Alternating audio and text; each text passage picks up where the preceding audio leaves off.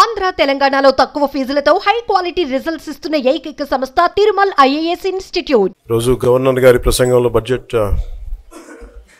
సంబంధించిన ప్రసంగంలో గవర్నర్ గారు ప్రసంగిస్తున్నప్పుడు గత ప్రభుత్వంలో ఉన్న నాయకులు వారి సభ్యులు చాలా హుందాగా గవర్నర్ గారు ప్రభుత్వం తరపున ఆయన సందేశాన్ని తీసుకెళ్తున్నప్పుడు వారు చేసింది ఏమాత్రం సబబుగా లేదు.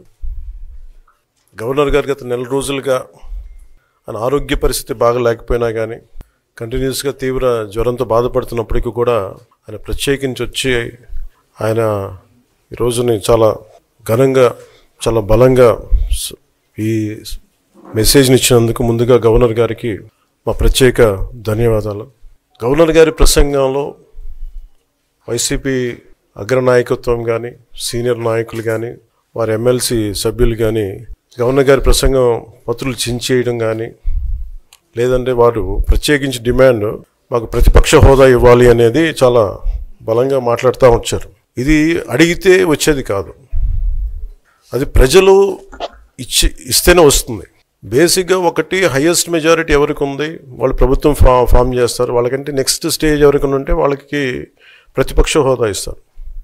అంతేగాని గతంలో మేము ప్రభుత్వాన్ని పరిపాలించాం కాబట్టి మా ప్రతిపక్ష హోదా ఎవరికి ఇవ్వరు. కనీసం జనసేన కంటే కూడా ఒక సీట్ ఎక్కువ వచ్చినా కానీ వాళ్ళకి ప్రతిపక్ష హోదా దక్కేది. ఈ రోజున ప్రభుత్వంలో second largest party Janasena. So దాన్ని ప్రజల దృష్టికి తీసుకొద్దాం. వైసీపీ నాయకులు వాళ్ళు చేస్తుంది ఏంటంటే మాకు ప్రతిపక్ష హోదా ఇస్తే తప్ప మేము అసెంబ్లీలో అడుగు పెట్టాం లేదంటే ప్రసంగాల్లో అడ్డుకుంటాం అని ఇది సరైన మెసేజ్ బయటికి వెళ్దాం. ఇది సరైన విధానం కూడా కాదు. ఇది ప్రజలందరికీ తెలియజేయాలనుకున్నాం. ఇది ప్రతిపక్ష హోదా ఏ పరిస్థితిలో వస్తుందంటే మీకు రూలింగ్ పార్టీ కంటే కూడా అత్యధికంగా ఇంకొక సీట్లు వాళ్ళకంటే మీరు వస్తే దాని తర్వాత స్థానం మీకు వస్తే ఖచ్చితంగా ప్రతిపక్ష హోదా వాళ్ళకే ఉంటుంది. 21 సీట్లు ఉన్న జనసేన 11 సీట్లు ఉన్న వైసీపీకి ప్రతిపక్ష హోదా ఎలా వస్తుంది? మేము వస్తే తప్ప మేము అసెంబ్లీకి రాము, ఇలా గవర్నర్ ప్రసంగాలను అడ్డుకుంటాం అనేది ఇది సరైనది కాదు. ఇది ప్రజలందరికీ కూడా తెలియచేస్తున్నాం ఈ సందర్భంలో. అందుకని ఇది భవిష్యత్తులో కూడా మేము కోరుకునేది వైసీపీ నాయకుల్ని మీకు ప్రతిపక్ష హోదా ఇవ్వకపోయినా ప్రజలు మీకు 11 సీట్లు ఇచ్చారు, దాన్ని గౌరవించి మీరు అసెంబ్లీకి రండి. మీ స్థాయికి తగ్గట్టుగా మీకు మీకు ఎన్ని ప్రశ్నలు అడగాలో దాని తగ్గట్టుగా ఇస్తారు మీకు. ఇవన్నీ దాటి మన స్పీకర్ గారు కూడా చాలా గౌరవంగా 11 సీట్లు వచ్చినప్పటికీ కూడా చాలా గౌరవంతో ఇంతకాలం వాళ్ళకి ఇస్తూ వచ్చారు. ప్రశ్నోత్తరాల సమయంలో కూడా ఆయనకి ఇచ్చారు. గతంలో కూడా ఇవన్నీ ఆయన రావడానికి కూడా ఆయన ఎలా రావాలి ఏం చేయాలి దానికి కూడా చాలా ఏమాత్రం ఇబ్బంది పెట్టకుండా గతంలో కూడా చేశారు. ఫస్ట్ మీరు మనకి గవర్నమెంట్ ఫామ్ అయిన తర్వాత కూడా వీటిని దృష్టిలో పెట్టుకొని వైసీపీ కొంచెం హుందాగా వ్యవహరించాల్సిన అవసరం ఉంది. వైసీపీ నాయకులకు కూడా మీకు బాధ్యత ఉంది. గవర్నర్ గారి ప్రసంగాన్ని మీరు ఆ విధంగా మీరు ప్రశాంతంగా విని దాన్ని వచ్చే జరుగుతున్న సమావేశాల్లో మీరు దాని మీద లోటుపాట్లు మీరు చెప్తే బాగుంటుంది తప్ప ఇలా కూర్చోబెట్టి అరుపులు కేకలు ఇది సమంజసంగా లేదు.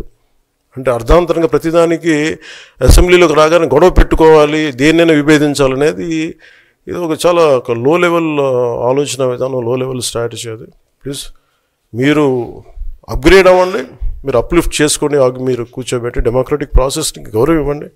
మనస్ఫూర్తిగా వైసీపీ నాయకులకి ఇది నా విన్నపం, నా విజ్ఞాపన. This what I would like to say. And నిజంగా కావాలి అంటే మీరు ఈ 5 సంవత్సరాల్లో మీరు ప్రతిపక్ష హోదా మీకు రాదు, అది మీరు మెంటల్గా ప్రిపేర్ అయిపోండి. 11 సీట్లతోటి మీకు ప్రతిపక్ష హోదా ఇవ్వబడదు, రాదు. ఎందుకంటే ఇట్ ఈస్ చంద్రబాబు గారు, గౌరవ ముఖ్యమంత్రి చంద్రబాబు గారు డిసైడ్ చేసేది కాదు, జనసేన డిసైడ్ చేసేది కాదు. దానికి రూల్స్ ఉన్నాయి, దానికి రెగ్యులేషన్స్ ఉన్నాయి, నామ్స్ ఉన్నాయి. ఉదాహరణకి నేనే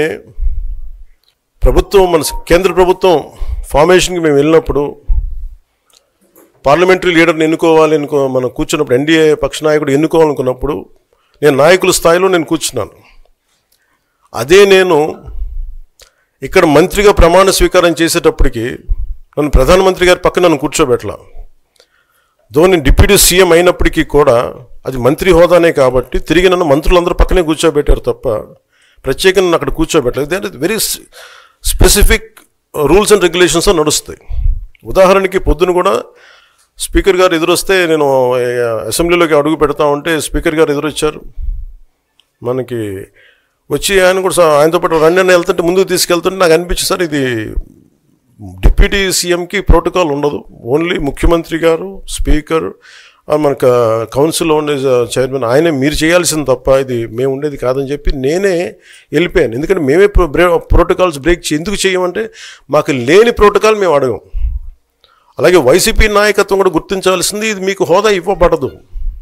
ఇది చంద్రబాబు గారు ఆప్ చేస్తేనే కాదు, ఇది ఎవరు ఆప్ చేసింది కాదు, మీకు ప్రజలు మీకు ఇవ్వలేదు. మీకు అది మీరు దృష్టిలో పెట్టుకొని మీరు ప్రవర్తించాల్సింది మనస్ఫూర్తిగా నేను వారిని కోరుకున్నాను. అంతేగాని వారిని ఎక్కడ అవమానం పరచాలని కానీ వారిని తగ్గించాలని కానీ లేదు.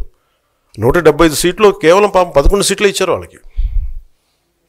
ఆ దృష్టిలో పెట్టుకొని ప్రవర్తించవలసిందిగా మనస్ఫూర్తిగా వారికి కోరుకుంటూ మీకు తెలియజేసుకున్నాను. Thank you.